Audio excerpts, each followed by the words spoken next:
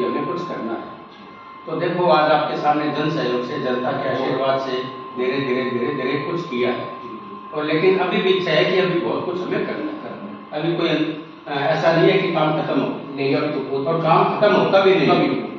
Sure, जब तक जिंदा रहो तब तक लगे रहो। उसके बाद अगली पीढ़ी जैसे संभालेगी। जी श्योर, हमें अपना काम यही है, जब तक शरीर साथ दे हम इस काम में लगे रहे। और शरीर साथ तभी देगा जब आप शरीर का ध्यान रखोगे। तो देखिए शरीर का भी तभी ध्यान रखा जाएगा क्योंकि आप इतनी दुआएं दे रहे हो, प्रार्थना दे रहे हो, कोई ना कोई आपसे आस लेके आता है इस संस्था में कि साहब के पास जाएंगे तो हमारा कार्य होगा, चाहे किसी हित को लेकर। वो हित कहीं ना कहीं आपको पॉजिटिव रखता है और कहीं ना कहीं आप उसी पॉजिटिव के साथ से मेरे मत के अनुसार सुबह से लेकर शाम तक कार्य करते हो आप। और तीसरा ये सवाल है, क्या गंगानगर शहर के अंदर जो अभी पद्मश्री अवार्ड मिला था महाराज जी को, तो मेरे मत के अनुसार आपको भी कहीं ना कहीं पूरे भारतवर्ष के अंदर आपको भी एक ऐसे गंगानगर में अवार्ड मिलना चाहिए था। इसके मत में क्या विचार है? देखो स्वामी जी को मैं बहुत इस बात के लिए शुभकामनाएं और बधाई भी देता हूँ। स्वामी जी जैसा काम अपने क्षेत्र में किसी ने नहीं जी, हम तो कहीं उसके आसपास नहीं जी। स्वामी जी को ये पुरस्कार तो मिल जाना चाहिए था 20 वर्ष पूर्व जी, लेकिन चलो लेट मिला। लेकिन ये बहुत इस इलाके के लिए एक अच्छा संकेत है कि उनको मिला है। जहाँ तक आप मेरे बारे में पूछ रहे हो जी, तो सिर्फ अपने पद्मश्री के लिए नहीं कर रहे जी। ठीक है, हर एक आदमी की इच्छा होती है, राजनीति में काम करते हैं तो हर आदमी की राजनीति में बढ़ने की इच्छा होती है, तो स्वाभाविक है सम्मान पाने की हर एक आदमी की इच्छा होती है, इससे इनकार नहीं किया जा सकता। लेकिन सिर्फ पद्मश्री या सम्मान मिले किसी के लिए ही अपने काम करें ऐसा नहीं है। इस काम करने से मन को जो संतुष्टि और शांति मिलती है उसकी तुलना किसी सम्मान से नहीं की जा सकती। जब आदमी इस उम्र के पड़ाव पर आ जाता है और व्यक्ति जब पीछे मुड़ के देखता है, 70 साल की उम्र में थोड़ी नहीं होती भी मैंने पूरे जीवन में क्या किया। हर एक आदमी अपने बच्चों के लिए करता है, परिवार के लिए करता है, कमाता है, कमाना भी जरूरी है, बच्चों का ध्यान रखना भी जरूरी है, लेकिन सिर्फ इसी काम में लगे रहना ये कोई जीवन का उद्देश्य नहीं है, ना ही जीवन का ये उद्देश्य होना चाहिए। आप वो काम नहीं करो, लेकिन बहुत सा समय आप समाज के लिए और अपना जीवन सुधारने के, समाज के साथ साथ आपका खुद का जीवन भी सुधर है जी। आप गलत काम करोगे तो आपके बच्चे भी आपसे वही प्रेरणा देंगे, और आप अच्छा काम में लगोगे तो आपके बच्चे भी आपसे अच्छी प्रेरणा देंगे जी। अगर कोई आदमी घर में बैठ के शराब पिएगा, नशा करेगा, और आप उम्मीद करो कि आपका बच्चा वो काम नहीं करे, जो शराब नहीं पिए तो ये संभव नहीं। आप घर में बीड़ी सिगरेट पियोगे तो आपका बच्चा जरूर कहेगा कि मेरे पापा बीड़ी पीते हैं तो अच्छी चीज होगी, शराब पीते हैं तो अच्छी चीज होगी। हम बेटे से शराब की दुकान से और शराब मंगाएंगे तो स्वाभाविक है कभी कभी ढक्कन तो हो भी नहीं देगा, और जब उसको आदत हो जाएगी तब वापस पछताएगा भी ये क्या हुआ, लेकिन उसके खुशी बहुत सी बार खुद भी हो जाती है। तो इसलिए समाज में अगर हम अच्छा काम करेंगे तो इसका लाभ पूरे परिवार को मिलता है, और लेकिन जो मन की शांति मिलती है उसकी तुलना किसी से की नहीं जा सकती। तो तीसरा आखिरी सवाल, आप नई पीढ़ी के लिए एक ऐसा क्या संदेश देना चाहोगे जो आज के समय मैंने सर्वे किया है, छोटी सी फेलियर कई बच्चे अपने जीवन को समाप्त कर लेते हैं, कई डिप्रेशन में चले जाते हैं। 99% आज एक ऐसा सभी के साइको यानी हो चुका है कि मुझे बढ़ना है, मतलब वो मोटिवेशन तो अच्छा है नो डाउट सोचना, मतलब वो ये क्यों नहीं सोचते कि हमको इतना समय देना पड़ेगा। मैं चाहता हूँ आप इसके लिए दो शब्द बोलिए बच्चों के लिए, क्योंकि मेरे पास कई प्रश्न आते हैं कि बच्चा डिप्रेशन में जा चुका है, एक पेपर में पास नहीं हुआ, दूसरे में नहीं हुआ, तीसरे में नहीं हुआ, फिर डिप्रेशन में चला जाता है, कुछ ऐसे मैटर हो जाते हैं कि वो सुसाइड भी कर लेते हैं। तो आप इसके बारे में क्या कहना चाहोगे ताकि आपसे वो कुछ समझे कि सफलता इतनी आसानी से नहीं मिलती, संघर्ष तो होता है। इस बात के कई कारक जी, कई कारण भी जी। सबसे बड़े तो माँ बाप की ये अपेक्षा हो जाती है, और जन्म से ही आजकल 2 साल के बच्चे को माँ बाप स्कूल भेजना शुरू कर देते हैं जी, उसका बचपन तो खत्म ही कर देते हैं श्योर। और हर एक माँ बाप अपने बच्चे की तुलना दूसरे बच्चे से करते हैं। ईश्वर ने हर एक बच्चे में अलग अलग गुण दिए जी। हर एक एमएलए नहीं बन सकता, हर एक वैज्ञानिक नहीं बन सकता, हर एक IIT नहीं बन सकता, हर एक डॉक्टर नहीं बन सकता। किसी में कोई क्षमता है, किसी में कोई क्षमता है जी, लेकिन हर एक माँ बाप उसकी तुलना करता है कि बड़ा कॉर्पोरेट में नौकरी मिले, बड़ा बिजनेसमैन बने, बड़ी बड़ी गाड़ियां हो, और उसकी तुलना उस बच्चे से करेगा जो उसके अड़ोस पड़ोस में बहुत बड़े पद पर पहुंचे जी। तो जरूरी नहीं है कि वो बच्चा भी पहुंच पाए जी। और जब वो अपने माँ बाप के उस इच्छा को पूरा नहीं कर पाता तो उसको डिप्रेशन आने लग जाता है। जी। दूसरा ये मोबाइल है जी। ये जब वो देखता है सारा जी। दिन और इसमें जो बड़े बड़े लोगों की देखता है तो उसमें डिप्रेशन आ जाता है कि मैं वो नहीं बन पाया, वो मैं नहीं बन पाया। तो इसके देखा जाए तो इसके मिसयूज भी बहुत बच्चे ले रहे हैं। मिसयूज भी बहुत हो रहे हैं। जितना इसका सदुपयोग होना चाहिए वो नहीं हो उतना पा ही रहा। उसका मिसयूज हो रहा है। जी। तो उसमें वो डिप्रेशन कर देता है कि मेरी माँ बाप की मेरे से क्या अपेक्षाएं हैं जी। और मैं उन अपेक्षाओं पे नहीं उतर पा रहा। जी। तो उस बच्चे की रुचि तो है मैथ में जी। और बाप चाहता है डॉक्टर बने, इट नॉट पॉसिबल। तो आप उसको उसी की रुचि के अनुसार काम कराएंगे जी। तो निश्चित रूप से वो बढ़ जाएगा। जी। और कुछ क्या है हमारे देश में ये पश्चिमी सभ्यता का जो प्रभाव आ गया बहुत हद से ज्यादा। उसकी वजह से भी बच्चे मिसगाइड हो। जी। परिवार हो गए छोटे छोटे, हाँ। उसके घर में दो जने हैं, जी। या तो दो भाई होंगे या भाई बहन होंगे। जी। जी। उसका मन लगाने वाला, उसको सांत्वना देने वाला, उसको तसल्ली देने वाला परिवार में कोई है ही नहीं। है ही नहीं। सबसे माँ बाप काम पे चले गए, जी। घर में रह गए भाई बहन, जी। एक जना पढ़ने चला गया, हम्म। दूसरा जना पढ़ने चला गया। जी। जब वो पढ़ के घर पर आए तो बिल्कुल अकेले हो। जी। बिल्कुल अकेले होने की वजह से उनमें वो आपस की परस्पर सहयोग की भावना, आपस में ताल्लुक की भावना खत्म ही हो जाती है। पहले संयुक्त परिवार होता था। जी। चाचा ताऊ बाबा नाना सब माँ बाप दुकान पर है, माँ घर का काम कर रही है, उसको दादा दादी संभाल रहे हैं, चाचा चाची संभाल रहे हैं, सब लोग संभाल रहे हैं। तो उसको महसूस ही नहीं होता कि मैं परिवार में नहीं हूँ। जी।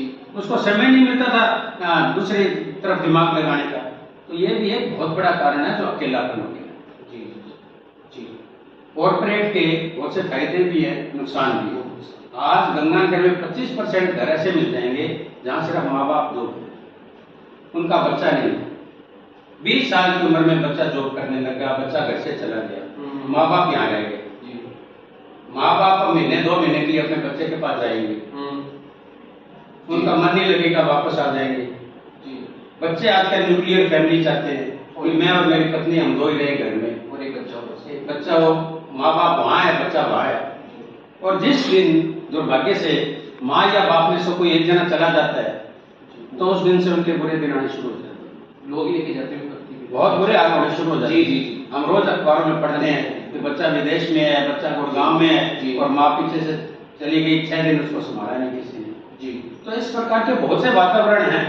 इन सब चीजों में अच्छाइयाँ भी है, बुराइयां भी है, लेकिन नई पीढ़ी को अपने बुजुर्गों का और माँ बाप का बहुत ख्याल ये सम्मान तो करना ही चाहिए। अन्यथा आप कितने पैसे कमा लो, इसका कोई लाभ नहीं है। जैसे आप अपने माँ बाप से व्यवहार करोगे वैसे आपका बच्चा देखकर आपके साथ, बच्चा देखेगा मेरे दादा की हालत है तो वो अपने बाप को भी ज्यादा वृद्धाश्रम की तरफ ले जाएगा। तो ये हमारे समाज को ये तो सोचने की आवश्यकता है, खासतौर से नौजवान पीढ़ी को, कि भाई हम इन बातों से शिक्षा लें। सिर्फ पश्चिमी सभ्यता के प्रभाव में, सोशल मीडिया के प्रभाव में सिर्फ पैसा बहुत जरूरी है, लेकिन मात्र पैसा ही सब कुछ नहीं है। दूसरा एक और कारण है शास्त्री जी, पुराने समय में जी आप किसी भी शराब से, मीट से जी गलत तरीके से पैसे कमाए हुए व्यक्ति की इज्जत कम हुआ करती थी। जी उसके समाज में ऐसे परिवारों से रिश्तेदारी नहीं होती थी। नहीं होती। अब रिश्ते के लिए सिर्फ पैसा देखते हैं, समाज में उसको सम्मान मिलता है। यस। सिर्फ पैसा है उसकी एक उपलब्धि। वो पैसा उसने किस तरीके से कमाया है, माफिया बन के कमाया है, चोरी करके कमाया है, शराब बेच के कमाया है, अन्य नशा बेच के कमाया है, इससे समाज को कोई तवज्जो नहीं देता। अगर उसने पैसा कमा लिया उसका समाज में सम्मान हो जाएगा, उसको मुख्य अतिथि भी बनाएंगे, उसको समाज में ऊंची जगह में बिठाएंगे। ये एक बहुत बड़ी बुराई की जड़ है। तो इसलिए वो एक आइडियल बन गई युवा पीढ़ी की। हाँ सही। कभी पैसा होना चाहिए, बाकी तो कोई बात नहीं। कोई आइडियल कभी वैसे युवा फॉलो कर रहे हैं, इसलिए युवा सिर्फ पैसे के पीछे भागने लगते। तो ये बहुत सी बातें हैं, इसलिए युवा पीढ़ी को सोचना चाहिए और समाज को भी लोगों को सोचना चाहिए कि उन लोगों को सम्मान कम दे जिनकी उपलब्धि सिर्फ पैसा है। सिर्फ पैसा, सिर्फ पैसा सब कुछ नहीं होता, जीवन में बहुत सी बातें होती हैं। तो एक मेरे मन में प्रश्न था कि जैसे गंगानगर में पहली बार किसी को पद्मश्री मिला है, नहीं पहली बार नहीं, तीसरी बार। जी। तो मैं चाहता हूँ कि इस गंगानगर में कब तक कोई ऐसा कोई लीडर आएगा या नेता आएगा जो पूरे शहर को, पूरे विश्व भर में प्रसिद्धि दिलाएगा, जैसे मोदी जी ने पूरे गुजरात को बहुत अच्छे रैंक पे लेके गए। तो अब तक गंगानगर की किस्मत क्यों अटकी? इसका कारण थे प्रोफेसर केदार जी थे ऐसे लीडर, मगर राजस्थान में पूरे गंगानगर को प्रसिद्धि दिलाई। जी। अब ऐसे तो देखो विरले सपूत होते हैं या समय, अब रोज ऐसे सपूत तो पैदा नहीं होते ना, लेकिन कोई ना कोई समय बताएगा, कोई ना कोई आएगा। और लास्ट ये प्रश्न है कि आप कौन से देव की पूजा करते हो जो आप इतने ऊर्जावान हो? आध्यात्मिक मैं कर्म की पूजा करता हूँ, ये कर्म करते रहो, ईश्वर प्रसन्न रहे। कर्म के अंदर वो चाहे कर्म कौन से, चाहे ईश्वर करे या अपने स्वयं करे? नहीं, कर्म का मतलब है पीड़ित वर्ग की सेवा, कर्म से ये मतलब, ये भी कर्म कांड नहीं, ये भी प्रभु करवाता है या आपने स्वयं करवाता है?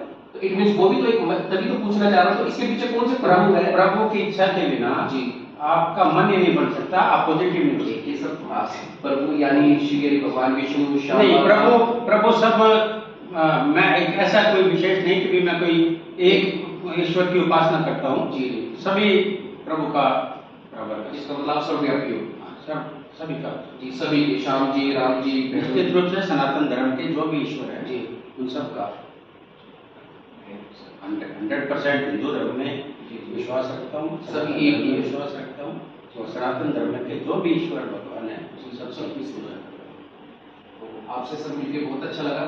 अब 2 शब्द सर हमारे YouTube चैनल के लिए, ताकि लोगों को और भी जुड़े, ज़्यादा सब्सक्राइब और लाइक हो, ताकि सभी सबसे बड़ा फायदा शास्त्री जी के है, आपके न्यूज चैनल पर जो अच्छी बातें आती है और लोग उसको देखते हैं तो निश्चित रूप से प्रभावित होकर मोटिवेट होते हैं। जी जी, और इसका बहुत फायदा भी है जी। बहुत से यूट्यूब अच्छी चीजें नहीं भी दिखाते, उसका नुकसान होता है, जो अच्छी चीज दिखाते हैं उसका फायदा भी होता है। मगर सर आज के समय मैंने देखा जो 90% यूट्यूबर जो काफी वल्गर चीज दिखा रहे हैं उसकी ज्यादा सपोर्ट कर रहे हैं लोग। नहीं, स्पोर्ट क्या है, लोग उसको पसंद इसलिए हाँ, करते हैं कि लोगों को वो देखना अच्छा लगता है। माइंड सेट कैसे? आप 4 जने बैठो, आप किसी की प्रशंसा करोगे तो 2 मिनट करोगे जी, और किसी की निंदा करने लोगे तो आधा घंटा कर दोगे। आप 2 घंटे श्योर निंदा में जी। तो ये तो एक मानसिक प्रवृत्ति है, उसको कैसे चेंज करें? ये तो समय चेंज करता है या आदमी के विचार चेंज या आध्यात्मिक ऊर्जा इसमें बहुत बड़ा पहलू है। आज बहुत बड़ा विचारक आ जाए भाषण देने के लिए जी, तो 50 आदमी इकट्ठे नहीं होंगे कोई राष्ट्रीय विषय पर नहीं। और आज कोई नाचने वाला गाने वाला आ जाए जी, तो हॉल में जगह नहीं मिलेगी। वो तो श्योर। तो मानसिकता हो गई ना, लोगों की मानसिकता होगी जी, और मानसिकता बदलेगी। शिक्षा के फायदे भी हैं तो ये थोड़े थोड़े नुकसान तो होते हैं। बस ये चाहते हैं कि मानसिकता बदले लोगों की और लोग अच्छी चीजों को देखें ताकि उनका वैसा ही हो। तो लास्ट क्वेश्चन सर, आप कौन से साधु संत से ज्यादा प्रभावित हो?